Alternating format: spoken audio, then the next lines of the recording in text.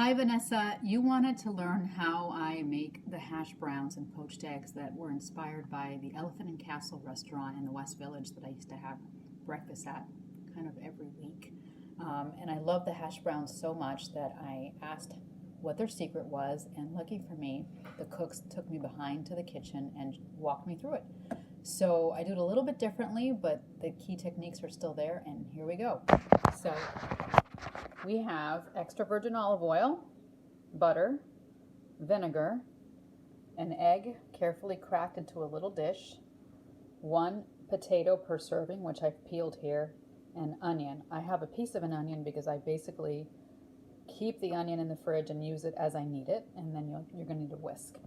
So first we're going to start off by putting a little, as Jamie Oliver calls it, a glug of olive oil into the pan. And then we're also going to, I missed a little piece of the setup, but we're going to get a little pat of butter right into the center of the pan. And now I'm going to also put some regular vinegar into the saucepan. Now, why vinegar? For some reason, I'm not sure about the actual chemical reaction here, but the vinegar keeps the egg white from spreading all over the place, so you end up with that nice intact little cloud-shaped poached egg. So now I'm going to turn the heat below the skillet to about medium and come on over, and we're going to grate the potato. Now I'm sure that you can get frozen shredded potato ready to go in the freezer section. I should probably look into that as a time saver, but I just use a standard box grater and grate the potato.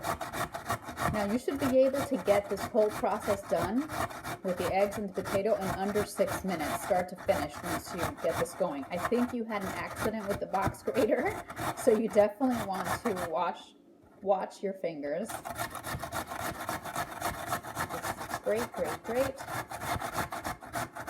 Now, the guys at Elephant and Castle would use frozen hash brown patties in their hash browns, and then they would mash them up. I just go for the straight potato, and the way I do it, you don't have to pre-cook the potato either. So you'll see what I mean in a moment. Generally 1 potato per serving.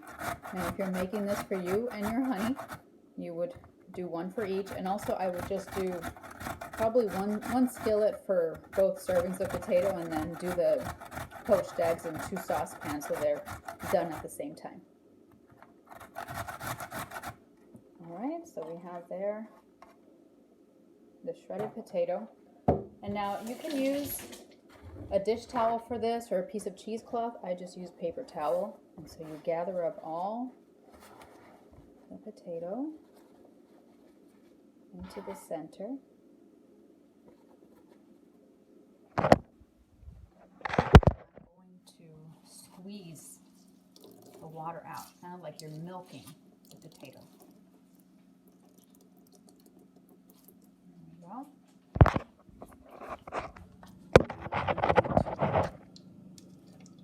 Swirl the butter and oil, cover the bottom of the pan, and now just tip the potato shreds in there and use your fingers to kind of rain the potato, to shower potato, to cover the bottom of the skillet in one thin layer. There we go. I'll show you what that looks like. Okay. Now meanwhile, we have this vinegar in here, and I have this handy dandy hot water dispenser, which is fantastic, but just use hot water, fill it up about 1.5 inches, enough to cover the egg.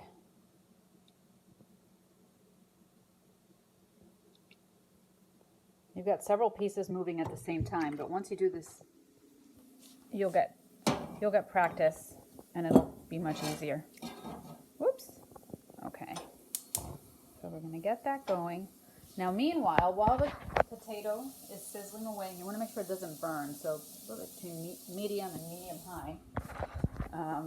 I'm gonna get the onion, and we're just going to. I've got this almost done. I'm just gonna slice it this way. Just finely dice a little bit of onion. Doesn't have to be perfect. Messy is good. Just keep the fingers away. Chop, chop, chop.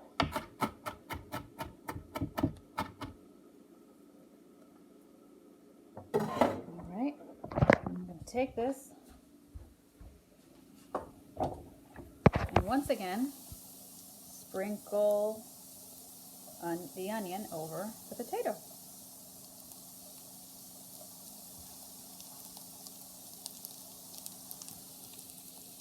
All right, now that's still going.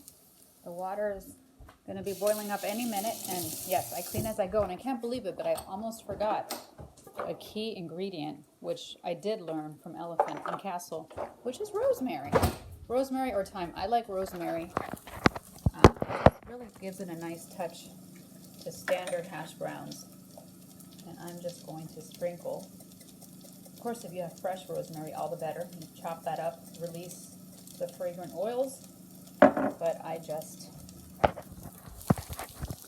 sprinkled it over there. Now, meanwhile, you can see some bubbles are starting to form on the surface here. And that's exactly what you want for perfectly poached eggs. And I'm going to take a whisk and just create a whirlpool. Once you have that funnel right in the middle, you're going to quickly tip the egg right in the center. So the combination of the vinegar and that whirlpool funnel is what gets you that nicely shaped restaurant style egg. Now look, perfectly timed. Our potatoes have started to brown, so I'm going to flip them.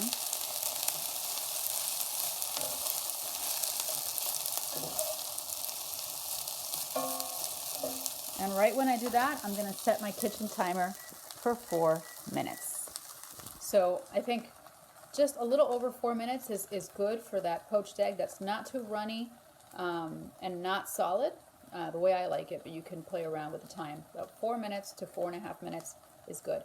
And so meanwhile, that's going, and you want to make sure that the bubbles don't go too crazy on here, because then otherwise it's going to violently kick the egg around. And so you want to make sure that the bubbles stay on a low boil. So adjust the heat as you need to. And same goes for the potatoes. And I will be back. Okay, so we have 10 seconds left on the clock. Potatoes, I've shut off the heat. I prepped my smoked salmon with a little shower of capers. And the egg is nearly done. There goes the timer. So I'm going to shut off the heat.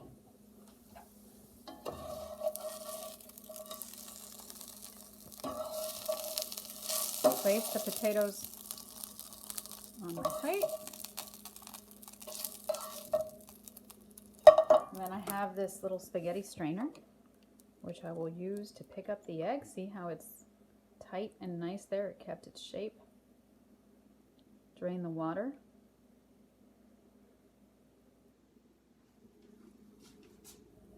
Ever so gently plop it onto the hash browns. Add your salt and pepper, and there you have it. Brunch anytime you please.